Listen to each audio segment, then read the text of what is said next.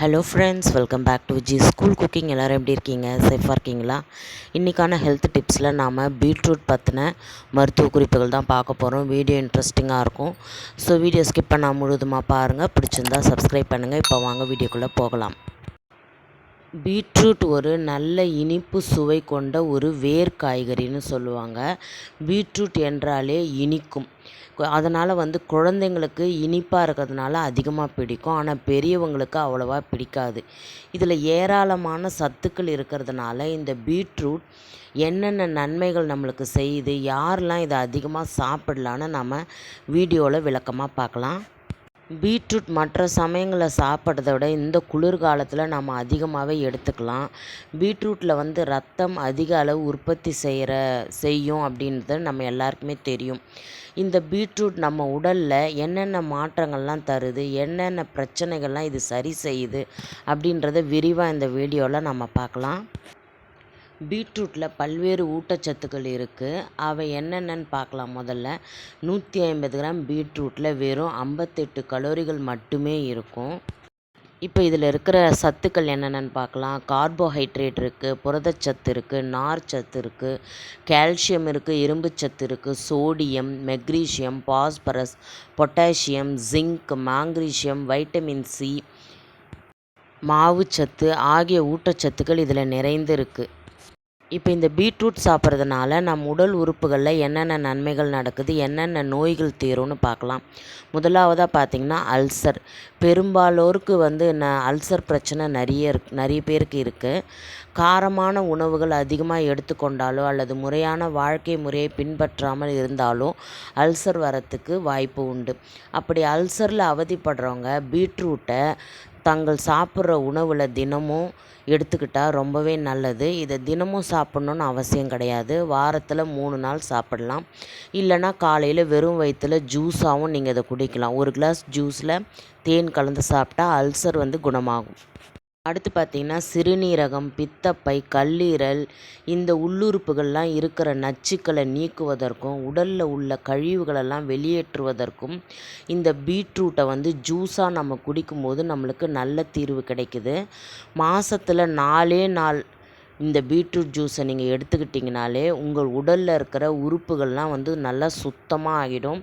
உள்ளே இருக்கிற அந்த நச்சுப் பொருட்களை எல்லாத்தையுமே இந்த பீட்ரூட் ஜூஸ் குடிக்கிறது மூலமாக வெளியேற்றிடும். அடுத்ததாக பார்த்திங்கன்னா பீட்ரூட்டில் இரும்பு சத்தும் விட்டமின் B1 அதிகமாக இருக்குது. அதனால் இது என்ன பண்ணோன்னா ரத்த சிவப்பு அணுக்களை அந்த எண்ணிக்கையை அதிகரிக்க செய்கிறதுனால ரத்த ஓட்டத்தையும் இது அதிகரிக்க செய்யும்.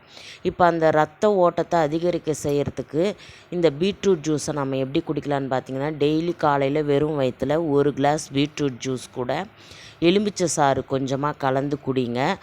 அப்படி உங்களால் ஜூஸாக குடிக்க முடியலன்னா அந்த பீட்ரூட்டை நல்லா மெலிசாக சீவிக்கோங்க. அப்புறம் எலுமிச்சை சாறில் நல்லா டிப் பண்ணிவிட்டு சாப்பிடுங்க. அதுவும் நல்ல டேஸ்ட்டாக இருக்கும். இந்த 2 மெத்தடில் நீங்கள் சாப்பிட்டிங்கன்னா ரத்த ஓட்டம் அதிகரிக்கும். அதே மாதிரி அந்த சிவப்பு அணுக்கள் எண்ணிக்கையும் அதிகமாக இருக்கும். இது நம் உள்ளுறுப்புகளில் மட்டும் இல்லை, நம்மளுடைய சரும பாதுகாப்புக்கும் இந்த பீட்ரூட் ஜூஸ் ரொம்பவே ஹெல்ப் பண்ணுது. எப்படின்னு பார்த்திங்கன்னா சருமத்தில் தீக்காயங்கள் ஏதேனும் ஏற்பட்டாலோ அல்லது சருமத்தில் புண், கொப்பளங்கள் இதெல்லாம் இருந்துச்சுன்னா, எரிச்சல், வலி இதெல்லாம் இருந்ததுன்னா நீங்கள் இந்த பீட்ரூட்டோட ஜூஸை எடுத்துகிட்டு அப்படியே அது மேலே அப்ளை பண்ணலாம். அது மாதிரி நீங்கள் அப்ளை பண்ணும்போது அந்த காயம் பட்ட இடத்துல கொப்பளம்லாம் வராமல் இருக்கும். அந்த காயங்களும் சீக்கிரமாகவே ஆறி போயிடும். அது மட்டும் இல்லாமல் நம்மளுடைய முகப்பொலிவுக்கும் இந்த பீட்ரூட் ஜூஸை தினமும் நீங்கள் தேய்ச்சி நல்லா குளிச்சுட்டு வரலாம். நல்லா ஃபேஸும் உங்களுக்கு கலர் ஆகும்.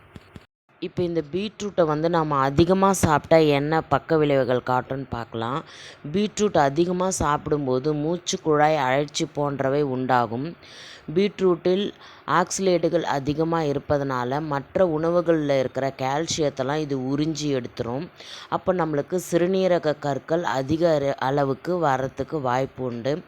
பீட்ரூட்டில் நைட்ரேட்டுகள் அதிக அளவு இருப்பதனால இது எடுத்துக்கும்போது நம்மளுக்கு வயிறு வலி கூட அதிகமாக இருக்கும். அதனால் நீங்கள் டெய்லிலாம் பீட்ரூட் சாப்பிட்ணுன்னு அவசியமே கிடையாது. அளவாக எடுத்துக்கணும். வாரத்தில் ஒரு 2 நாள் எடுத்துட்டாலே போதும். அடுத்ததாக பார்த்திங்கன்னா நீரில் கரையும் நார்ச்சத்துக்கள் பீட்ரூட்டில் மிக அதிக அளவு இருக்குது. அதனால் இது ஜீரண சக்தியை அதிகரிக்க செய்து, மெட்டபாலிசத்தையும் அதிகரிக்க செய்து, பெருங்குடல் நீரை அதிகமாக உறிஞ்சாமல் பார்த்து கொள்ளவும் செய்து, பெருங்குடலை சுத்தமாக வைப்பதற்கும் இது உதவுது. ஸோ நம்ம பீட்ரூட்டை அளவாக எடுத்துக்கணும், நிறையவும் சாப்பிடக்கூடாது. நிறைய சாப்பிட்டா என்னென்ன பிரச்சனை வரும்னு நான் சொல்லியிருக்கேன். ஓகே ஃப்ரெண்ட்ஸ், பீட்ரூட் பற்றின நன்மைகள் தீமைகள் ரெண்டுமே நம்ம இந்த வீடியோவில் பார்த்தோம். எனக்கு தெரிஞ்ச இன்ஃபர்மேஷனை நான் இதில் ஷேர் பண்ணியிருக்கேன். உங்களுக்கு பீட்ரூட் பற்றின இன்ஃபர்மேஷன் தெரிஞ்சால் நீங்கள் கமெண்ட்ஸில் என் கூட ஷேர் பண்ணிக்கோங்க. நம்ம சேனலை சப்ஸ்கிரைப் பண்ணிக்கோங்க. நெக்ஸ்ட்டு ஒரு இன்ட்ரெஸ்டிங்கான வீடியோவில் சந்திக்கிறேன். until then bye from Vijis.